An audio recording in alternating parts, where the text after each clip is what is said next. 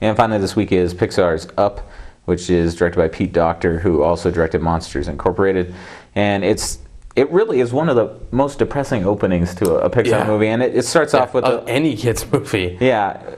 Well, I mean, it's sweetly depressing because the main character, when he's a small boy, he's infatuated with Charles Muntz, who's like an adventurer, and he has this giant dirigible, and he sails around the world, discovering new lands, and then he meets a young girl who has the same passion for Muntz. So, and then it's just a series of montages, no dialogue, where they grow up and they get married, and they plan to follow Muntz down to South America and see Paradise Falls for themselves, and the little things get in the way, and their savings have to be dipped into every once in a while, and then she dies after they can't have any children of their own. So that's the first 20 minutes of the movie, and then you just have Carl, who's voiced by Ed Asner, is just this grumpy old man living in his tiny little house, and one day he just gets fed up with it and ties a bunch of balloons to his house and sails away. And little does he know he has a little stowaway with him, a wilderness explorer.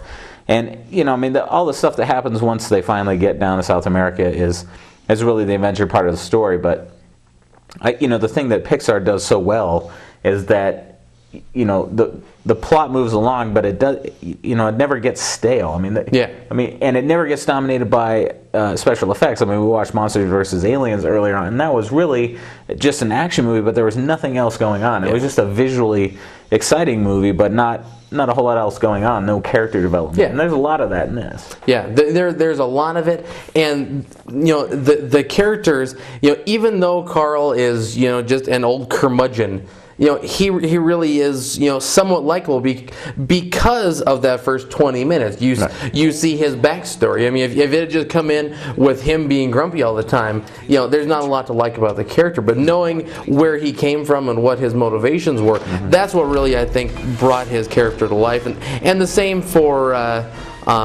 the wilderness explorer that comes with him. He's just this typical what you think of as the Boy Scout type of kid, and he hasn't had a lot of experiences. But it kind of gets into his backstory as well with his father, and they kind of have a relationship that forms throughout it. It's really subtle about how it expresses that sort of thing. Yeah. It was the same with Monsters Incorporated. These writers have an idea of the way kids behave. Yeah. And so they behave reasonably in this movie as well. And the other thing too, it's a very funny movie, don't get us wrong, but Pixar has a good ear for how long things are going to be funny. And there's talking dogs in it, but they have a fresh approach to that as well. Yeah.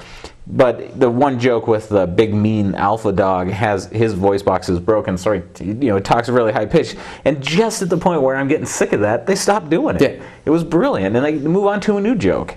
And that's really what Pixar does so well, is what they understand more than DreamWorks Animation or any of the other ones. Kids will like the talking dog, but so will the adults, because it does have funny. There were funny characters, but they also had a little bit of the in jokes in it. That adults will get that the kids will, and you can tell that because Lasseter is attached to the project. So.